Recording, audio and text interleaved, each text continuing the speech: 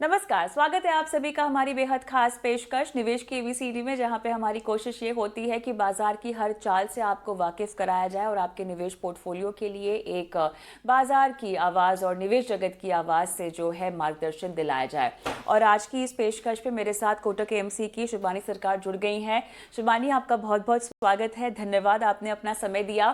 पहला सवाल मैं बहुत आसान रखने वाली हूँ। सभी सवाल आपके लिए तो आसान ही होते हैं शिबानी, बट पहला सवाल आपसे ये होगा, 90 डेज ऑफ रिलीफ या वॉल्टिलिटी, क्या कहेंगे? नमस्ते। शुक्रिया। तो जैसे आपने कहा कि ये आसान सवाल है, एक्चुअली ये आसान नहीं है क्योंकि हमारा मानना है कि जो 90 डे रिलीफ दिया गया है, ये शॉर्ट टर्म में तो पॉजिटिव न्यूज़ है, बट इसका मतलब ये नहीं कि वॉलेटिलिटी का यहीं अंत होगा। हमारा मानना है कि इस 90 डे पीरियड में भी काफ़ी बायलैटरल नेगोशिएशंस होंगे, काफ़ी डिस्कशंस भी होंगे यूएस और अलग-अलग कंट्रीज़ के साथ। न्यूज़ फ्लो इस समय काफ़ी स्ट्रॉन्ग भी रहेगा। जैसे आपने देखा होगा कि चाइना ने काफ़ी टैरिफ लगाया है यूएस पर भी। तो इसका इम्पैक्ट हमें कई अगले कुछ क्वार्टर्स के बाद ही पता चलेगा। तो नियर टर्म में हमारा मानना है कि व्हाइल ये जो 90 डे पॉज़ लगाया गया है, न्यूज़ फ्लो शॉर्ट टर्म के लिए पॉज़िटिव है, बट ओवरऑल मार्केट में वॉलेटिलिटी शायद अभी भी बरकरार रहेगी। चलिए, नियर टर्म वॉल्टिलिटी बरकरार रहेगी और ऐसे में न्यूज़ फ्लो पर सभी की निगाहें बनी हुई है शिबानी, क्योंकि ट्रम्प साहब तो पल में तोला पल में माशा, क्या हो जाए समझ ही नहीं आता। कभी भी किसी भी तरह का फैसला सामने आ जाता है और वर्ल्ड मार्केट जो है उस पर रिएक्ट करते हैं। लेकिन हमारे घरेलू फ्रंट पर हम देख रहे हैं पूरी तरह से अब जो स्टोरी ड्राइव कर रही है वो ग्लोबल है। पूरी तरह से जो संकेत मिल रहे हैं वो यूएस के बाजारों से मिल रहे हैं। अपार्ट फ्रॉम दैट, हमारा अभी अभी ब्याज दरें घटाई है दूसरी बार आरबीआई ने 25 बेसिस पॉइंट की। आने वाले समय के लिए उन्होंने अकोमोडेटिव स्टैंस भी ले लिया है, जो कि हमारे लिए खुशखबरी है। अगर रेट बढ़ेंगे नहीं तो कम से कम पॉज हो जाएंगे, ये उन्होंने कहा है, और आगे तो घटने की ही गुंजाइश ज़्यादा है। हम देख रहे हैं Q4 के नतीजों का भी एक सिलसिला शुरू हो चुका है। तो घरेलू ट्रिगर्स हमारे पास बहुत ज़्यादा है और बीच में बाजार की चाल शिबानी हमने देखी भी है कि बाजार किसी भी खबर को बहुत समय तक अपने पास नहीं रख रहा है, वो झटक के आगे बढ़ रहा है। अब अब क्योंकि ये एक पॉज लगा है 90 डेज का, तो हमने देखा मेटल्स हो गए, हमने देखा फार्मा हो गए, इनको एक नई लाइफ मिलती हुई दिखाई दे रही है। लेकिन क्या ये सब शॉर्ट लिव्ड ही होगा? बिकॉज अनसर्टेनिटी, अनप्रिडिक्टेबिलिटी अभी भी है शिबानी। नहीं, एब्सोल्युटली जैसे आपने कहा कि न्यूज़ फ्लो काफ़ी बहुत ही ज़्यादा है, तो इस पे मार्केट पे रिएक्शन तो आएगी ही और इसीलिए जैसे हमने कहा नियर टर्म वॉलेटिलिटी को हमें झेलना ही पड़ेगा। बट जैसे आपने ये भी कहा कि relatively India appears to be better place क्योंकि एक तो इंडिया में जो एक्सपोर्ट का इम्पैक्ट जीडीपी पे है, वो प्रोपोर्शन इंडिया के लिए कम है। दूसरी बात जैसे आपने सही कहा कि आरबीआई ने 2 बार उन्होंने रेट कट किए हैं और उन्होंने ये भी कहा है कि वो सिस्टम में लिक्विडिटी को एडिक्वेट बनाए रखेंगे। वो सिस्टमिक लिक्विडिटी के तरफ से पॉजिटिव है। तीसरी बात है कि गवर्नमेंट ने बजट में टैक्स कट्स भी अनाउंस किए थे जिसके कारण जो मिडल इनकम सेगमेंट है, मास कंजम्पशन के लिए वो पॉजिटिव रहेगा और चौथी रूरल डिमांड में हम इम्प्रूवमेंट देख रहे हैं। तो व्हाइल इंडिया एक आइलैंड नहीं है, ऑब्वियसली ग्लोबल मार्केट्स में उतार-चढ़ाव के कारण इंडिया पे भी इम्पैक्ट आती ही रहती है। पर इंडिया का जो डोमेस्टिक डिमांड ट्रेंड्स है या डोमेस्टिक सिचुएशन है, वो शायद रिलेटिव बेसिस पे समव्हाट बेटर है। पर इस सॉर्ट ऑफ माहौल में हमें वैल्यूएशंस पर भी ध्यान रखना चाहिए। हम काफ़ी बार ये कह रहे थे कि लार्ज कैप जो है या निफ्टी जो है, आज लॉन्ग टर्म एवरेज मल्टीपल्स के करीब ट्रेड कर रही है और मिड एंड स्मॉल कैप्स आज भी अपने लॉन्ग टर्म एवरेज मल्टीपल से ऊपर ट्रेड कर रहे हैं। तो ऐसे माहौल में जब ग्लोबल अनसर्टेनिटी है, तो हमारा मानना है कि जो पोर्टफोलियो का टिल्ट थोड़ा बहुत लार्ज कैप की तरफ रहना चाहिए, जहाँ पे हमारा रिस्क रिवॉर्ड मिड कैप और स्मॉल कैप की तुलना में फेवरेबल है। आपका हाउस व्यू अब क्या बनता हुआ दिखाई दे रहा है? मैं चाहती हूँ थोड़ा सा सेक्टर स्पेसिफिक हम व्यू लें, क्योंकि देखिए इस तरह के बाजार में बहुत ज़रूरी है कि आप कंपनी स्पेसिफिक चुनाव करें। इन्वेस्टर्स के पॉइंट ऑफ व्यू से मैं बोल रही हूँ, कंपनी स्पेसिफिक देखें फंडामेंटल्स कैसे हैं, और अगर आपका नज़रिया थोड़ा सा शॉर्ट टर्म था तो थोड़ा सा उसको बढ़ाने का भी समय हो गया है। आपके व्यू में अब कौन से टॉप 3 और बॉटम 3 सेक्टर्स हैं?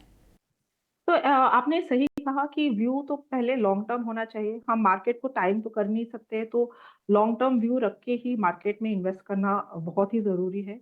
दूसरी बात, जैसे हमने अभी डिस्कस किया, मिड एंड स्मॉल कैप में वैल्यूएशंस अभी भी एलिवेटेड है और मिड एंड स्मॉल कैप में बॉटम अप स्टॉक पिकिंग करना बहुत ज़रूरी है। अर्निंग्स पे ध्यान रखिए और रीज़नेबल वैल्यूएशंस पे ध्यान रखिए, और जो कंपनी जहाँ पे फ्री फ्लोट कम है, उन कंपनीज़ को आप साइड में रख दीजिए या उन कंपनी से दूर रहिए। तो mid and small caps more bottom up रहेंगे।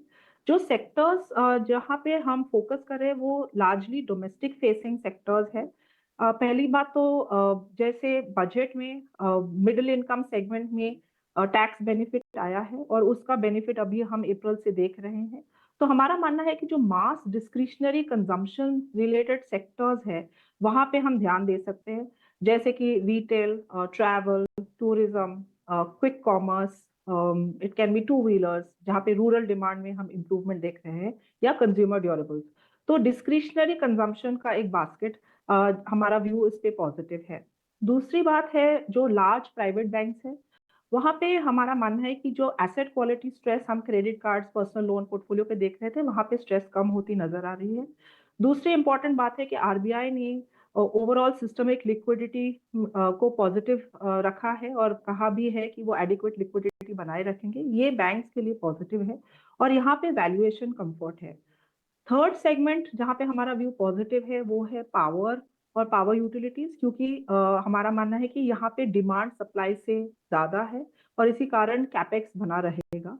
और फोर्थ सेगमेंट जहाँ पे हम ध्यान दे रहे हैं वो है सीमेंट। यहाँ पे कंसोलिडेशन हुआ है, इनपुट कॉस्ट प्रेशर्स भी कम होते नजर आ रहे हैं और इसी कारण हमारा मानना है कि आगे फ्यू क्वार्टर्स में यहाँ पे अर्निंग्स इंप्रूवमेंट हमें नजर आते हुए देखेंगे। अर्निंग्स का आपने जिक्र किया है, अब Q4 की अर्निंग्स आपको कहाँ कहाँ डिसअपॉइंटिंग आती हुई दिखाई दे रही हैं, या आपकी एनालिसिस कहती है कि ये कुछ पॉकेट्स हैं जहाँ पर निराशा हाथ लगेगी? देखिए, Q4 ओवरऑल अगर निफ्टी 50 अर्निंग्स ट्रेजेक्टरी देखें, ओवरऑल अर्निंग्स काफी म्यूटेड ही रहेंगे। तो हमारा मानना है कि low single digit to mid single digit earnings expectation रहा है कंसेंसस में।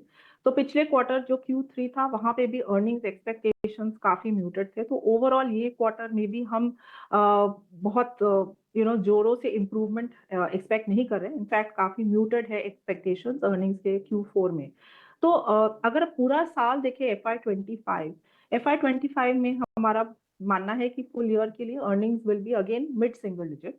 यहाँ से FY26 कंसेंसस एक्सपेक्टेशंस है कि mid tin sort of earnings growth, यहाँ पे थोड़ा बहुत इंप्रूवमेंट अगले फ्यू क्वार्टर्स में हम देख सकते हैं, जैसे कि हम फैक्टर्स डिस्कस कर रहे हैं उसके कारण।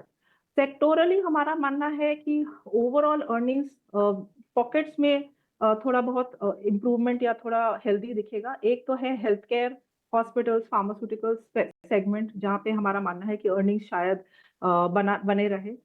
एनबीएफसी पॉकेट्स जो है, जो नॉन बैंक्स फाइनेंशियल सर्विसेज है, वहाँ पे बिकॉज ऑफ लिक्विडिटी इंप्रूवमेंट शायद हम थोड़े थोड़े बहुत अर्निंग्स इंप्रूवमेंट देखें। बट ओवरऑल अगर हम इस क्वार्टर के अर्निंग्स के बारे में बात करें तो आउटकम्स शायद काफी म्यूटेड ही रहेंगे, low single digit to mid single digit, यही एक्सपेक्टेशंस।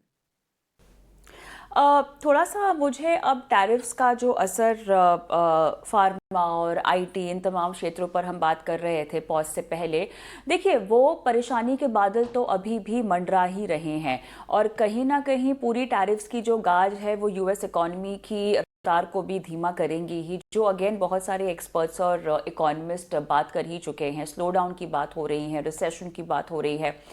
अब सभी कुछ ये 90 दिन के पॉज पर डिपेंड रहता है, लेकिन उसमें शिवानी बहुत सारी चीज़ें हैं जो कंसिडर करनी है, बिकॉज इतने सारे देश हैं, पता नहीं शायद 90 दिन भी कम पड़ जाएं और उनको बढ़ाना पड़े।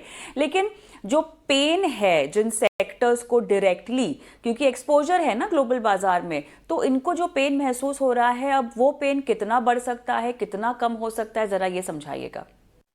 हाँ, तो ये बहुत ही इम्पोर्टेंट सवाल है, क्योंकि एक सेक्टर जहाँ पे टैरिफ लगा नहीं है बट ऑब्वियसली इम्पैक्ट आती है because of global demand and growth, वो है टेक्नोलॉजी सर्विसेज।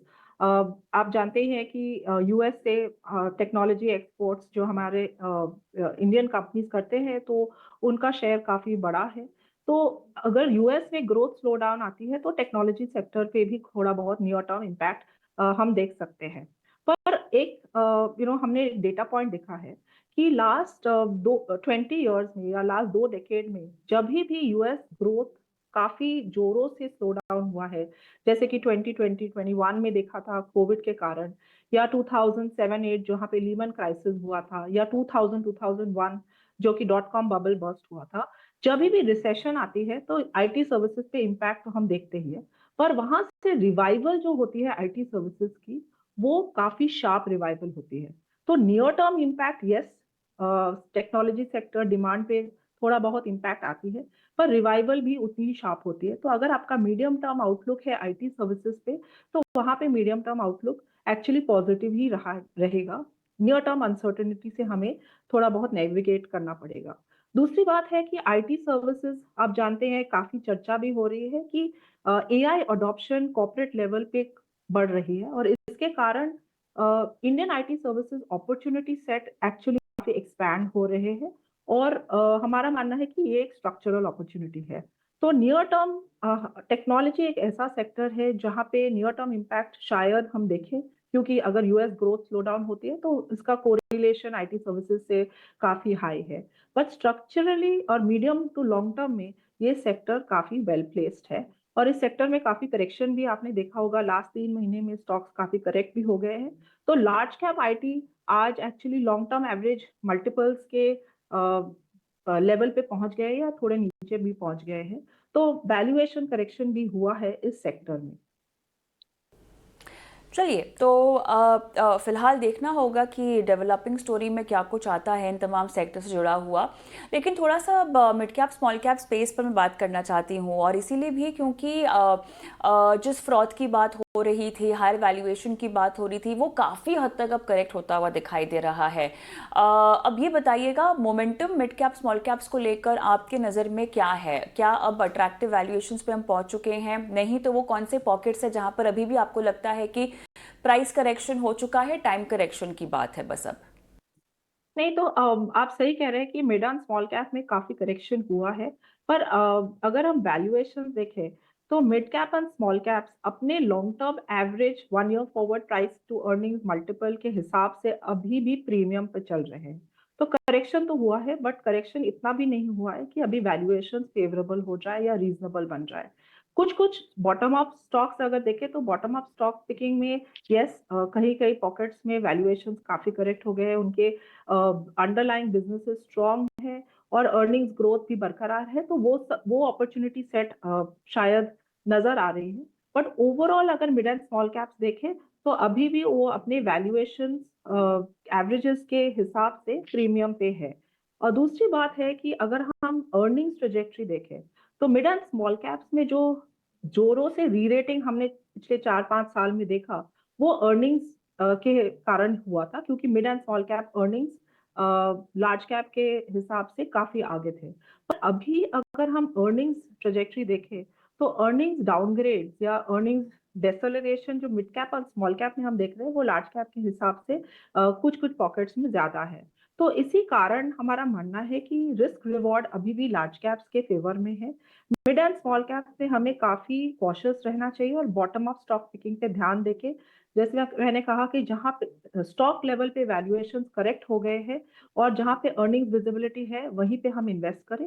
पर ओवरऑल अगर बास्केट देखें between large cap, mid cap and small cap, हमारा प्रेफरेंस आज भी लार्ज कैप की तरफ है। तो overweight large cap and slightly underweight mid cap and underweight small cap. Hmm. थोड़ा सा एफआईआईज के लिए भी हमें यहाँ पे बातचीत करनी है, क्योंकि उनके लिए भी अब बहुत ज़्यादा अनएक्सपेक्टेड टर्न्स हैं पोर्टफोलियो के लिहाज से अगर देखा जाए तो। इतनी अनिश्चितता के माहौल में एफआईआईज की वापसी अब हमने बीच में तो होते हुए देखी थी, लेकिन अब वापस से एक बिकवाली का माहौल आता हुआ दिखाई दे रहा है। अब ये बताइएगा कब तक हो पाएगी इनकी वापसी, या हो पाएगी क्या नहीं आ पाएगी, बिकॉज हम एक नए वर्ल्ड ट्रेड ऑर्डर की ओर देख रहे हैं शिवानी। अब ऐसे में इमर्जिंग मार्केट्स के लिए क्या उभर के आता है? चाइना और यूएस के बीच में अगर इसी तरह टैरिफ को लेकर तनातनी बनी हुई, हालांकि चाइना बोल रहा है कि इसके ऊपर अब 125% के ऊपर शायद वो नहीं जा पाएंगे, बट यू नेवर नो जिस तरह की स्थिति बनी हुई है। तो अब इस सिचुएशन में हम कितने अट्रैक्टिव होंगे? बातें ये भी हो रही है कि India can be the new China for US, है ना। अब इस सिचुएशन में हम फायदे में जरूर हैं, लेकिन हमारे पास वो इंफ्रा है नहीं। ऑनेस्टली शिबानी, थोड़ा टाइम लगेगा उन सब चीज़ों को डेवलप होने में। तो इस नए वर्ल्ड ट्रेड ऑर्डर में एफआईआईज कहाँ जाएंगे इमर्जिंग मार्केट्स की, जहां तक बात है? ये अभी कहना बहुत ही डिफिकल्ट है कविता, क्योंकि जैसे आपने कहा कि वर्ल्ड ऑर्डर काफी चेंज हो रही है, और ये वर्ल्ड ऑर्डर फाइनली कहाँ पे जाके सेटल होती है उसका अंदाजा अभी लगाना बहुत ही मुश्किल है। अगले 90 दिन में, जैसे हम डिस्कस कर रहे थे, काफी कंट्रीज बायलैटरल नेगोशिएशंस करेंगे यूएस के साथ। चाइना का क्या रिस्पॉन्स होगा, चाइना अपने करेंसी पे क्या व्यू लेंगे, वो करेंसी को डिप्रिशिएट करेंगे या नहीं, ये सब एक साथ आके हमें शायद कुछ अगले महीनों में हम बेटर अंदाजा लगा पाएंगे। इस सॉर्ट ऑफ माहौल में एफआईआईज क्या करेंगे, ये काफी डिफिकल्ट सवाल है, और इसका शायद मेरा कोई स्ट्रेट आंसर भी नहीं है। बट हमारे मार्केट्स में अगर आप देखें तो जो डोमेस्टिक इंस्टीट्यूशनल इन्वेस्टर सपोर्ट रहा है मार्केट में, वो सपोर्ट शायद काफी बरकरार रहा है। लेटेस्ट आप डेटा भी देख रहे हैं कि जो एसआईपी का फिगर्स है, काफी लोगों ने कहा था कि शायद एसआईपी के फिगर्स काफी कम हो जाएंगे, बट एसआईपी के फिगर्स बरकरार रहे हैं, जो कि हमें डोमेस्टिक पार्टिसिपेशन का सपोर्ट मार्केट को मिल रहा है। ये ट्रेंड शायद कुछ और समय तक हम आगे भी देख सकते हैं, क्योंकि एफआईआईज का अंदाजा लगाना इस सॉर्ट ऑफ मार्केट में और इस सॉर्ट ऑफ माहौल में काफी डिफिकल्ट है। तो डोमेस्टिक पार्टिसिपेशन शायद सपोर्ट करेगी मार्केट को। चलिए, तो यहाँ पे डीआईआईज की जिम्मेदारी और उन पर भरोसा बहुत ज़्यादा है। अच्छा, आपका फंड हाउस व्यू तो आपने मुझे बता दिया, लेकिन मुझे थोड़ा सा अब जानना है, इतने उतार चढ़ाव में आप अपने तमाम फंड्स में किस तरह की रणनीति अपनाते हैं? आप लोग कैश में कितने बैठे हुए हैं? रिस्क रिवॉर्ड रेशियो कैसे आंकते हैं? ऐसा समय है जहाँ पर लोगों को एक तो समझाना कि अपनी एसआईपीज बना के रखे, निवेश को बना के रखे, बहुत इंपॉर्टेंट हो जाता है। कैसे आप उनको कन्विंस करते हैं कि आपका पैसा जो है हम डूबने नहीं देंगे, रणनीति हमारी ये है, और हमने यहाँ पे रिस्क को मिटिगेट करते हुए, जितना रिस्क होगा होगा ही, लेकिन बात यह है कि कितना ज्यादा कितना कम, उस बात को कैसे आपने ध्यान में रखा है? तो हमारा जो पोर्टफोलियो स्ट्रैटेजी रहा है और इन्वेस्टमेंट फिलॉसफी रहा है, वो है growth at a reasonable price. यानी कि हम उन कंपनीज पे ध्यान देते हैं जहाँ पे अर्निंग्स विजिबिलिटी हो और वैल्यूएशन रीजनेबल होने चाहिए। ये नहीं कि अर्निंग्स विजिबिलिटी के साथ वैल्यूएशन हाई है तो हम उन कंपनीज में इन्वेस्ट करेंगे। हम clearly growth at a reasonable price एक अपना investment philosophy, long term investment philosophy इस फंड हाउस का रहा है, और वही फिलॉसफी हम लेके आगे चल रहे हैं। हम ज़्यादा कैश कॉल्स नहीं लेते हैं, कैश हमारे लिए लिक्विडिटी पर्पस के लिए ही रहता है, तो हम इक्विटीज में ही इन्वेस्ट करते हैं, इक्विटी फंड्स में। तो जैसे हमने कहा कि at this point in time हम काफी बॉटम अप स्टॉक पिकिंग पे दे रहे हैं, जहाँ पे कंपनीज में अर्निंग्स विजिबिलिटी हो, कंपनीज के मैनेजमेंट क्वालिटी अच्छी हो, और जहाँ पे वैल्यूएशंस आज काफी रीजनेबल बन गए हो। तो ये एक फ्रेमवर्क हमने अपनाया है इस सॉर्ट ऑफ मार्केट में। दूसरी बात है कि मार्केट में काफी ग्लोबल उतार चढ़ाव देख रहे हैं, और ग्लोबल फैक्टर्स के कारण मार्केट में इम्पैक्ट आ रहा है। तो डोमेस्टिक फेसिंग सेक्टर्स पे फोकस करके हम अपना पोर्टफोलियो क्रिएट कर रहे हैं। जैसे हम पहले भी डिस्कस कर रहे थे कि उन सेक्टर्स पे ध्यान दे रहे हैं जहाँ पे डोमेस्टिकली अपॉर्चुनिटी सेट बना है, बरकरार है। तो इस सॉर्ट ऑफ ओवरऑल हमारा पोर्टफोलियो कंस्ट्रक्ट रहा है। और तीसरी बात, फ्रॉम अ वैल्यूएशन पर्सपेक्टिव, हमारा पोर्टफोलियो टिल्ट थोड़ा लार्ज कैप की तरफ है, क्योंकि हमारा मानना है कि वहाँ पे रिस्क रिवॉर्ड फेवरेबल भी है।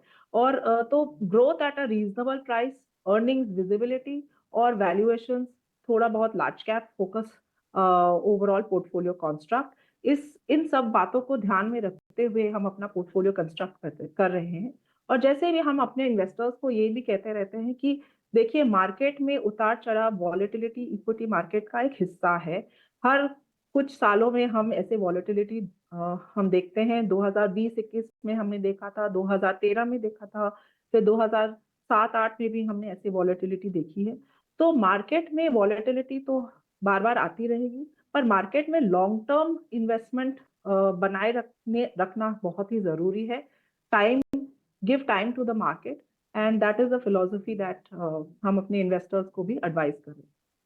ऑलराइट, थोड़ा सा जो एम्फी नंबर्स आए हैं शिबानी, उस पर हम बात कर लेते हैं, क्योंकि वहाँ पर ट्रेंड एसआईपी के लिहाज से देखा जाए तो बहुत ज़्यादा डिस्करेजिंग नहीं है, डिसअपॉइंटिंग नहीं है।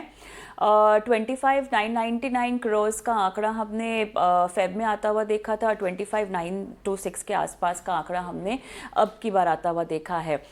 इक्विटी में इन्फ्लो हालांकि लगातार घट रहा है। स्मॉल कैप में 10% फरवरी के मुकाबले हमने ज़्यादा इन्फ्लो आता हुआ देखा है। थीमैटिक्स मेरे ख्याल से लगातार कमज़ोर परफॉर्म कर रहे हैं।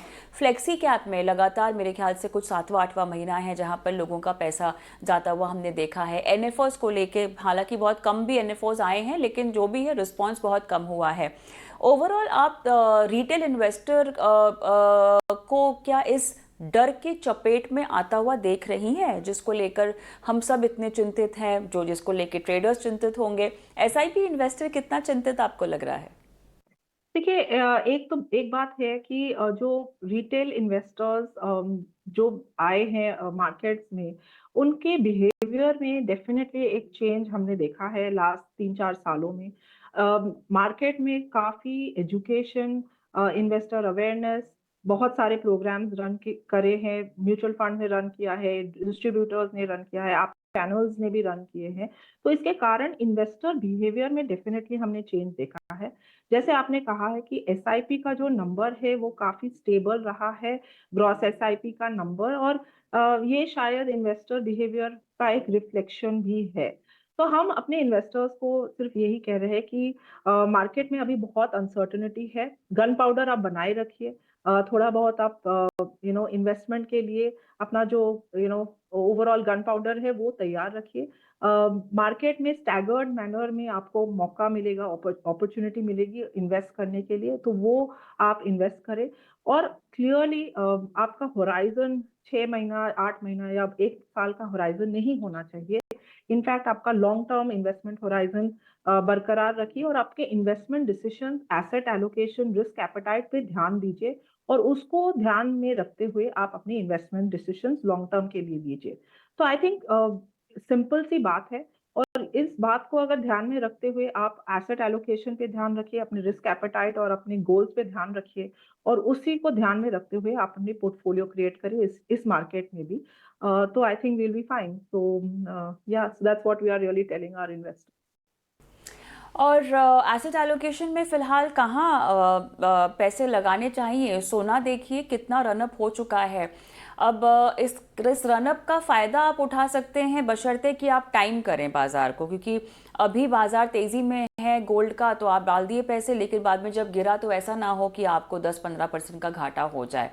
अब कहाँ पर पैसे डाले जाएं, वो भी एक बहुत बड़ा सवाल है। पोर्टफोलियो में इक्विटी के लिहाज से आप शिफ्ट कर सकते हैं, लार्ज कैप में थोड़ा हैवी हो सकते हैं, बट ओवरऑल किस तरह के फंड लिए जाएं? फ्लेक्सी कैप्स को लेकर बहुत ज़्यादा बोलबाला है, बिकॉज लार्ज कैप्स का भी थोड़ा सा उसमें ज़्यादा एक्सपोजर होता है। अब बताइए, विद इन इक्विटी कोई फंड लिया जाए तो क्या मल्टी एसेट एलोकेशन फंड्स पे ज़्यादा आपको भरोसा रखना चाहिए? मिड कैप स्मॉल कैप में फ़िलहाल पैसा रोक दें, या अगर रोकना नहीं चाहते हैं तो कंटिन्यू करें लेकिन कहीं और बढ़ा दें? कैसे बैलेंस आउट करें? सो एब्सोल्युटली, अगर आप overall asset allocation fund manager को एंट्रस्ट करना चाहते हैं, या एसेट एलोकेशन फंड मैनेजर पर छोड़ना चाहते हैं, तो multi asset allocation funds are the best way to do it, क्योंकि फंड मैनेजर वहां पे एसेट एलोकेशन कॉल भी ले रहे हैं। तो वो एक आसान सा तरीका है कि जिसके माध्यम से आप इन्वेस्ट कर सकते हैं। अगर आप डायरेक्ट इक्विटी में इन्वेस्ट करें तो हमारा मानना है कि थोड़ा लार्ज कैप टिल्ट होना चाहिए। यहाँ पे कुछ आप देख सकते हैं कि फ्लेक्सी कैप फंड्स या जो भी funds large and mid cap funds या इवन मल्टी कैप फंड्स जहाँ पे लार्ज कैप टिल्ट ज़्यादा है, वैसे फंड्स पे आप ध्यान दे सकते हैं। ओवरऑल पोर्टफोलियो में हम ये कह रहे हैं कि इक्विटी का जो एलोकेशन पोर्टफोलियो में होना चाहिए वो आज न्यूट्रल इश होना चाहिए या neutral allocation to equity, slightly overweight large caps in the equity, slightly underweight mid caps and underweight small caps. इसको ध्यान में रखते हुए आप अपना इक्विटी एलोकेशन कर सकते हैं। और अगर आप लमसम पैसा डाल रहे हैं या एसेट एलोकेशन फंड मैनेजर पर छोड़ रहे हैं तो then multi asset allocation funds are the best way to go forward. चलिए, इसी के साथ बहुत बहुत धन्यवाद शिवानी। समय मेरा समाप्त हुआ, लेकिन आपने हमें टाइम दिया, तमाम सवालों के जवाब दिए। बहुत बहुत धन्यवाद। Thank you so much. Thank you, धन्यवाद। इसी के साथ निवेश की एबीसीडी में मुझे भी इजाजत दें। अगले हफ्ते मुलाकात होगी एक नए एक्सपर्ट के साथ। नमस्कार।